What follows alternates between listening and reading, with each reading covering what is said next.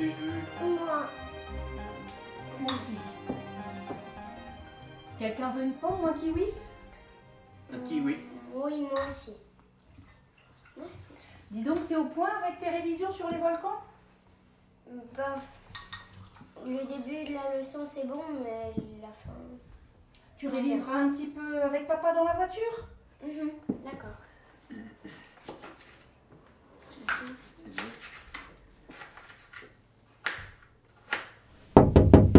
Et bonjour la petite famille. Alors, c'est le petit déjeuner? Oui.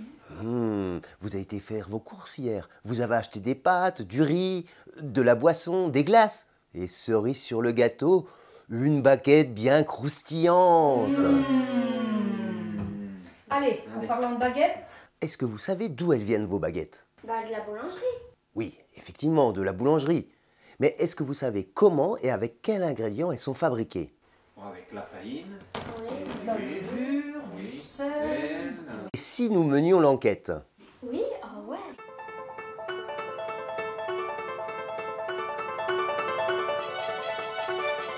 Je vous propose d'aller voir où sont fabriquées vos baguettes. oui, c'est une bonne idée.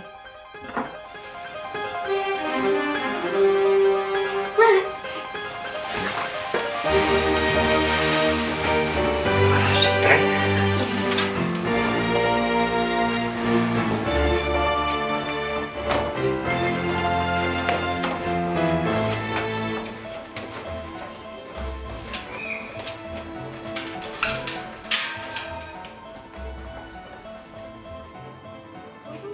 Bonjour, messieurs, dames. Bonjour. Bonjour. Bonjour. Est-ce que vous pouvez nous montrer comment vous travaillez? Il n'y a aucun souci.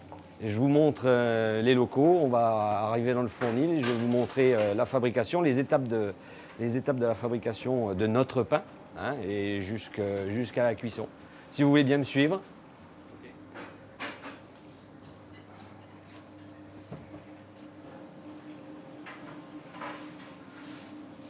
Donc là, vous êtes bien côté vendeuse. Hein. C'est rare de passer de ce côté-là.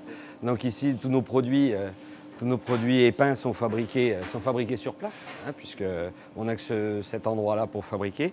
Et on a notre fournil à côté. Voilà.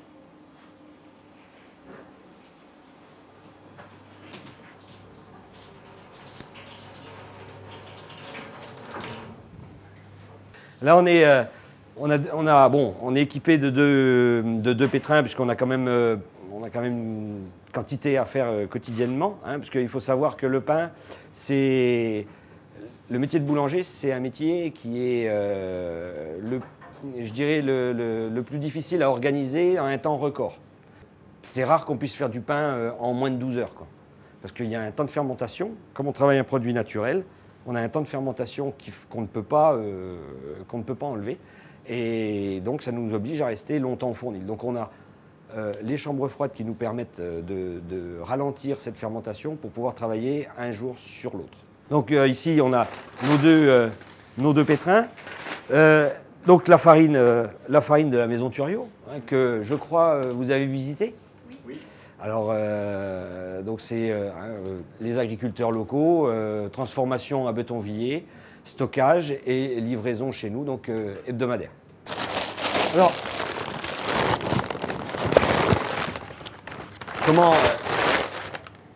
comment on fabrique du pain? C'est très facile. Le pain, c'est 4 ingrédients. C'est de la farine, de blé, c'est de l'eau, des ferments, et du sel. Voilà, c'est tout ce qu'il y a dans le pain. Après, c'est le boulanger qui va faire toute la différence. Mais le boulanger, il va faire la différence suivant la matière première qu'il va avoir.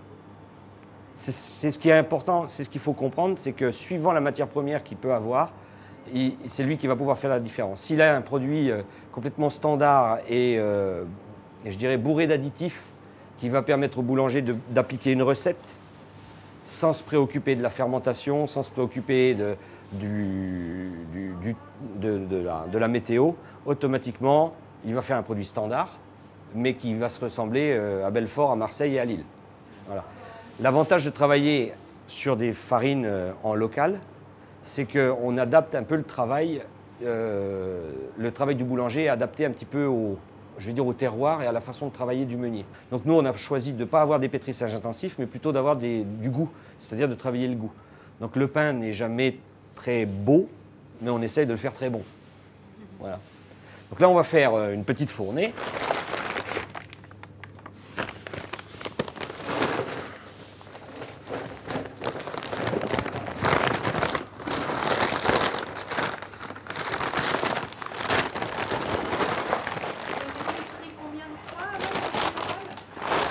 Alors, le pétrissage, c'est une fois.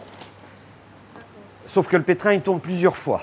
Voilà. Mais la phase de pétrissage, c'est une fois. Le pétrissage, c'est la phase. Alors, on va faire. Donc, on va mettre notre farine, on va mettre l'eau. Et quand on va faire ce premier mélange, on va appeler ça le premier temps de repos. On va laisser l'eau et la farine se reposer. Alors, ça varie entre une demi-heure, 3/4 d'heure, 1 heure, 24 heures. Ça dépend comment on veut travailler. Nous, on a fait le choix de laisser 1 heure. Ça s'appelle la période d'autolyse. C'est-à-dire que toute la matière sèche qui est stockée dans le sac de farine, enfin donc la farine, va absorber petit à petit l'eau pour pouvoir bien être uniforme. Et ensuite, on va lancer la phase de pétrissage. Donc la phase de pétrissage, c'est à partir du moment où on met dans l'eau et la farine le sel et les ferments. Ça, c'est cette phase-là. Et après, on a des périodes de repos qui s'appellent le pointage. Le pointage, lui, sert à lancer la fermentation. Hein, c'est-à-dire le pain fermente. À partir du moment où on a mis l'eau, la farine, le processus est lancé. Et après, c'est au boulanger de gérer tout ça. Quand il va gérer, donc il va avoir sa première phase de pointage. Donc là, il va travailler les matières plastiques, hein, c'est-à-dire le gluten, pour pouvoir avoir une rétention du résultat de la fermentation. C'est-à-dire la fermentation va donner de l'alcool et du CO2 en développant des goûts et les arômes par rapport au blé qui ont été intégrés dans la farine, que le meunier a choisi. Et en faisant cette première phase de pointage, c'est là où le boulanger va développer son identité, en gros. C'est les mêmes temps de pétrissage pour tous les types de pain? Pas du tout, pas du tout. Chaque boulanger adapte son type de pétrissage suivant sa farine et suivant le résultat qu'il veut chercher. Chaque récolte de blé, le boulanger va devoir adapter son travail. Parce que la météo rentre en compte, l'hygrométrie, suivant les conditions de récolte, comment le blé a poussé. Il y a plein de paramètres qui vont faire que le boulanger doit s'adapter. Alors c'est des petites variantes, mais ça c'est le vrai métier du boulanger. Donc le meunier, toujours après la récolte, va proposer sa plaquette pour pouvoir faire sa farine dite panifiable, hein, pour la commercialiser au boulanger. Et le boulanger doit adapter sa méthode par rapport à la matière première qu'il reçoit. Et dans le but de toujours faire le même pain pour ses clients, mais avec une matière première qui sera peut-être un petit peu différente suivant les paramètres de l'année, tout simplement. La température de l'eau a une importance pour une bonne et simple raison, c'est que pour faire une bonne fermentation, on doit avoir dans notre pâte, quand elle est complètement pétrie, elle doit être à la sortie du pétrin, quelles que soient les conditions du fournil, quelle que soit la saison, quels que soient tous les paramètres qui peuvent faire les variantes de température, la pâte doit sortir entre 22 et 24 degrés.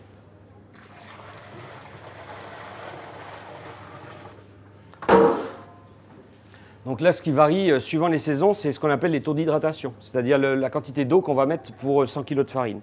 Donc c'est un taux qui va varier suivant les saisons. Si on a un été très sec et que la moisson s'est faite dans des conditions très très sèches, souvent on a des farines qui demandent un petit peu plus d'eau que d'autres. Donc là, on est sur une année, la campagne 2014 était moyenne, donc on est sur des taux d'hydratation. Aujourd'hui, on est entre 64 et 67% d'hydratation. Donc là, c'est la première. Là, c'est la première phase. C'est la première phase, c'est le phrasage. Donc le phrasage, c'est uniquement le mélange de l'eau et de la farine. Voilà. Donc après cette phase-là, on va faire une pause dans le pétrissage, c'est-à-dire on va arrêter le pétrin.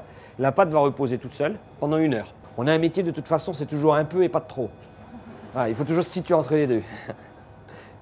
Le pain, ça paraît tout simple. Oui, mais en fait, c'est très très compliqué. C'est une sacrée alchimie. Hein. Vous avez combien d'années d'expérience? J'ai alors à force de dire 25 ans, ça doit faire 26 ou 27 maintenant. J'ai commencé à 15 ans à travailler en boulangerie. Le premier point de contrôle, le boulanger, pour s'assurer qu'il a fait ses bons calculs, il a la main, c'est-à-dire avec sa main, il va regarder la consistance de sa pâte. Ça, c'est bon, d'abord le visu, ensuite le toucher, c'est très important. Le toucher, donc là, il voit que sa pâte n'est pas pétrie et qu'il manque du travail. Et puis, bon, il y a le petit outil qui va bien, c'est le thermomètre. Donc, c'est le seul outil, c'est les seuls outils de contrôle que les boulangers ont pour se guider dans leur travail. On va incorporer le sel. Donc, le sel, nous, comme on travaille sur le vin, on est toujours sur une base de 20 grammes de sel au kilo de farine. Voilà. Donc, c'est tout ce qu'on met dans le pain. Cuisson.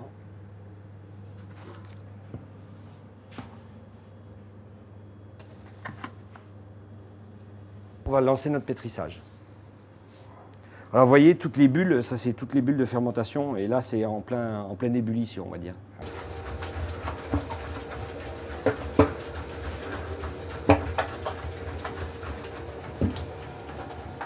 Alors ce claquage, c'est uniquement nos protéines qui sont en train de se tisser. Et comme elles sont encore, vous avez vu, hein, au tout début, ça déchirait, donc là on les étend et crac, quand ça claque, donc ça veut dire que la protéine, c'est une bulle qui claque, quoi. Voilà le résultat du pétrissage. Donc le boulanger, c'est ce qu'il recherche. Une fois qu'il a fait ça, d'aspect, il va déjà dire sa pâte est pétrie. Pourquoi? Parce que quand il va prendre, il a toujours sa petite expérience manuelle, quand il va la prendre, alors là elle est beaucoup plus souple que tout à l'heure. Donc là c'est des épreuves, c'est un peu le côté physique du travail. Donc là, c'est une petite pâte, mais bon, quand on a 200 ou 300 kg de pâte, voilà, c'est le côté un petit peu...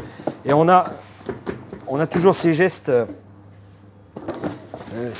qui paraissent simples, mais qui sont malgré tout très précis pour pouvoir avoir une tenue de pâte régulière dans la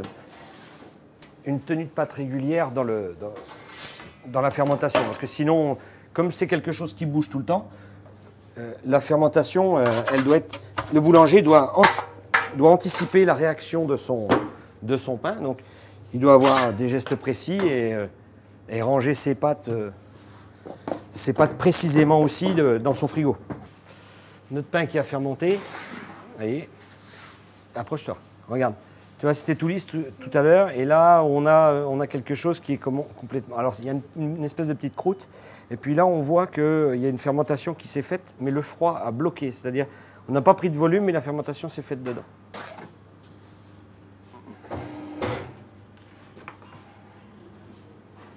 Donc, c'est des méthodes qui sont assez nouvelles, hein, de faire ça. Ça s'appelle la diviseuse-formeuse. Quand c'est arrivé sur le marché, ça nous a beaucoup soulagé. Donc il s'agit de prendre la pâte qu'on a pesée tout à l'heure à 3,6 kg et de la diviser en 10 pour faire 10 baguettes de 350 grammes. Donc là c'est juste de la manutention où il faut quand même avoir un petit peu de précision au niveau du travail de la pâte quand même, puisque on travaille une pâte qui est complètement fermentée. Alors vas-y, viens toucher, regarde. C'est plein de bulles dedans. Vous voyez, là la fermentation est finie. Hein, fini, prête à mettre au four. Donc une fois passé dans la mâchoire, voilà, on a nos 10 baguettes qui sont formées. On appelle ça une toile de couche. Donc on couche ça sur une toile de lin. Cette toile de lin va permettre tout simplement de ne pas coller. Parce que l'avantage du lin, c'est qu'elle va absorber l'humidité, mais elle va aussi éviter le collage. On va ranger les baguettes sur notre toile de lin, autant que la fournée. Donc par exemple, si on veut faire une fournée de 80 baguettes, eh bien, on va faire 80 baguettes avec notre machine qu'on va ranger sur cette toile. Et la fermentation, là, comme on est reparti du frigo et qu'on revient dans l'atmosphère chaude du fournil, la fermentation va s'accélérer. Donc le boulanger n'a plus d'autre choix que de mettre au four.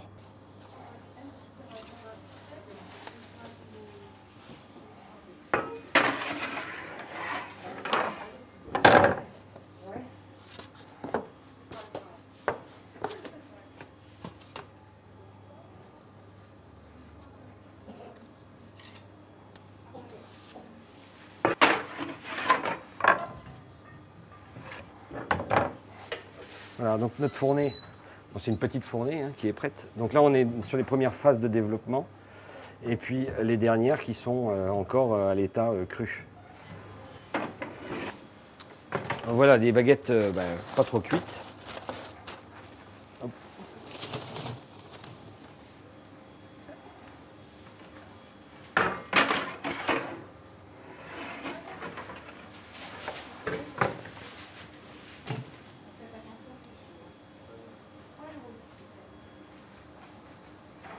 C'est quand la baguette, voilà, c'est... Vas-y, sens. Là, on a tous les arômes, voilà, tous les arômes du travail de tout le monde. Voilà. Alors, vous avez trouvé des infos? Alors, on en a appris des choses aujourd'hui, hein? Ah ouais, c'est trop bien. Ouais, et puis il y avait la machine qui coupait le pain comme ça. Moi, je croyais que c'était lui qui coupait. Et du levain qu'il faut se couper tous les jours.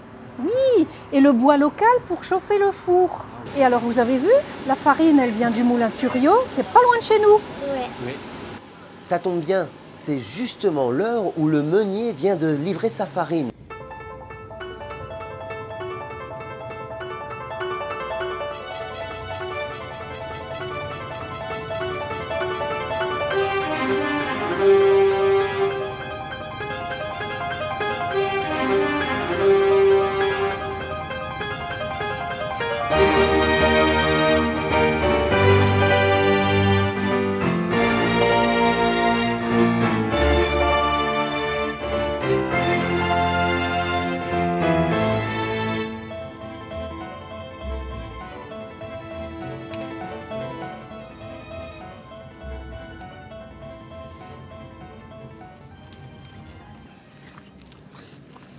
Voilà, je viens d'en livrer la fournée du Padré, la boulangerie Sébastien Chiron à Belfort, de la farine toute fraîche pour faire son pain de la semaine.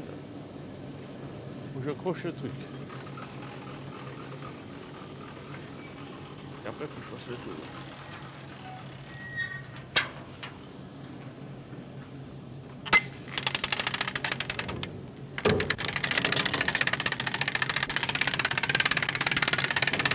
Voilà, donc les agriculteurs nous amènent le blé. On achète le blé aux agriculteurs locaux autour du moulin, à peu près une dizaine de kilomètres en rayon autour du moulin. Ils nous amènent le blé au moment de la moisson et ils le vident dans cette fosse. C'est une fosse à grains où on réceptionne le blé et ensuite on l'envoie dans des silos de stockage pour le garder pendant une année, parce que le blé, on le récolte qu'une fois dans l'année. Ça nous permet d'avoir une bonne qualité de blé. Oui, donc le blé est acheminé dans ces deux cellules de stockage. Il est stocké à l'intérieur pendant un an. Ce sont deux gros silos en vrac. Par contre, dans le temps, le blé était stocké en sacs de 100 kg. C'était des toiles jute de 100 kg, puisque notre moulin existe depuis 1730. Moi, je suis la 6e génération. Mon papa la 5e. J'ai mon fils qui travaille déjà avec nous, la 7e, qui est toujours en activité. Et je vais vous montrer à l'intérieur du moulin comment on écrase le blé.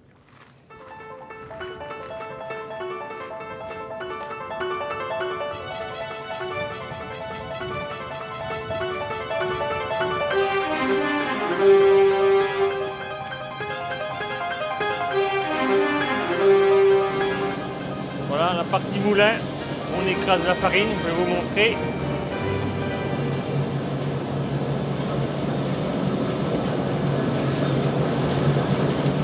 Ah, ce sont les cylindres où on écrase le blé.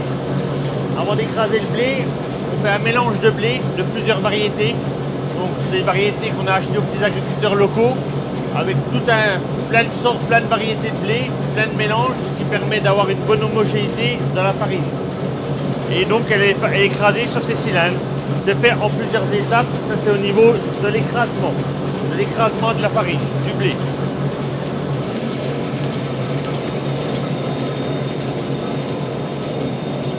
Voilà le grain de blé qui arrive entier sur la première machine et qui est écrasé sur les cylindres.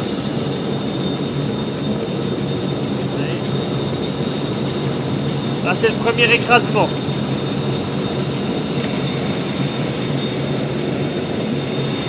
C'est à partir de ce mélange de blé qu'on obtient une bonne farine. Il faut avoir une bonne qualité de blé, de bonnes variétés de blé afin de faire un bon mélange de blé et avoir une bonne qualité de farine de blé bien homogène. Parce que chaque variété de blé amène une qualité.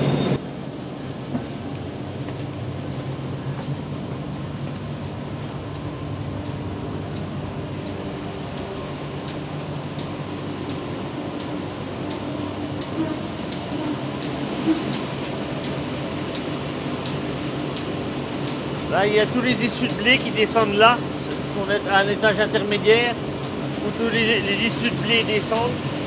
Les sons, les rémoulages, les pinsons, qui eux vont partir à la fabrication de l'aliment du bétail. Et je vais vous montrer en haut la machine qui tamise la farine.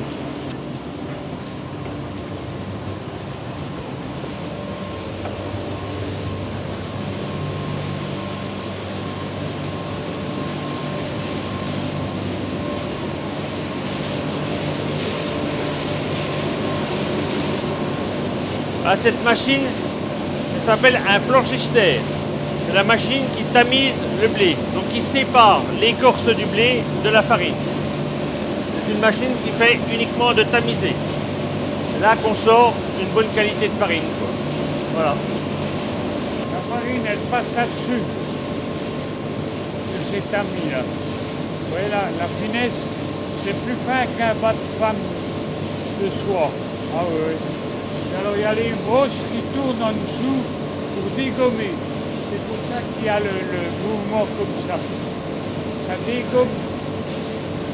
Le produit rentre là-dessus. Avec tout ça, ça l'éparpille à travers du tamis. Et la brosse, elle tourne en dessous. Sur un axe qu'il y a sur chaque tamis. Ça, c'est l'âme du moulin. C'est l'âme du métier.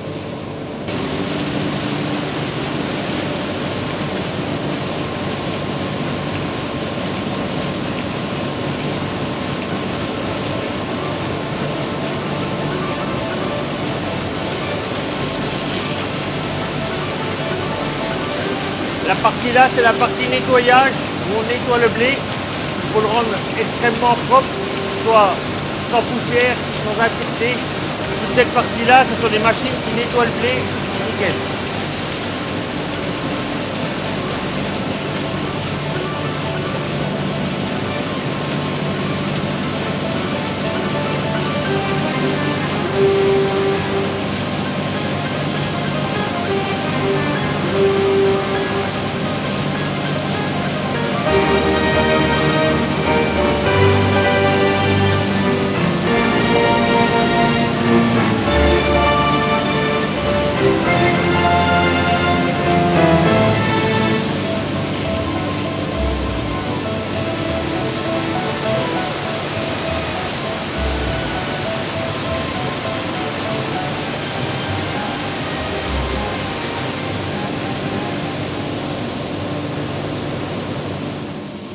Voilà, à l'intérieur de ce silo, voilà la farine qui arrive, qui est terminée, qui est prête à être en sachet, en sac et à partir dans les boulangeries ou chez les particuliers.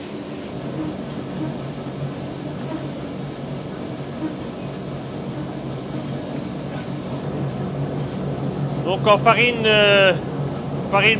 de blé, on a la type 45 pour la pâtisserie. Ensuite, on a deux qualités pour le pain. On a la 55 et de la 65. Ensuite, on a une farine complète. On reconstitue tout le grain de blé. On a reconstitué le grain de blé. On a remis le son, le rémoulage. Tout est reconstitué. C'est le grain de blé qui est entier. Donc, ce qu'on appelle farine complète. Farine campagne, c'est de la farine de blé avec de la farine de seigle. Ensuite, on a tout un mélange pour faire des pâtisseries également. Des cakes, des brioches, des spéculoos, des cookies, du pain d'épices. Toujours sur la base de notre farine. On a fait les mélanges, mais toujours avec notre farine, sur la base de notre farine. Vous vous êtes rendu compte que les produits que vous avez choisis sont fabriqués dans votre région, grâce au travail des agriculteurs qui sont vos voisins. Alors surtout, quand vous ferez vos courses, soyez des vrais reporters de l'alimentation. Regardez toujours d'où viennent les produits que vous allez manger. Ah oui, il a raison. Hein.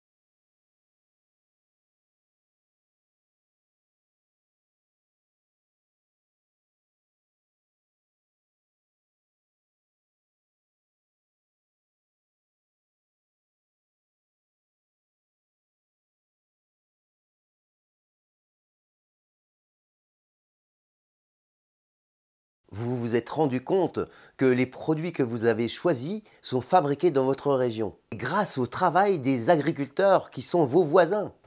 Alors surtout, quand vous ferez vos courses, soyez des vrais reporters de l'alimentation. Regardez toujours d'où viennent les produits que vous allez manger. Ah oui, il a raison. Hein.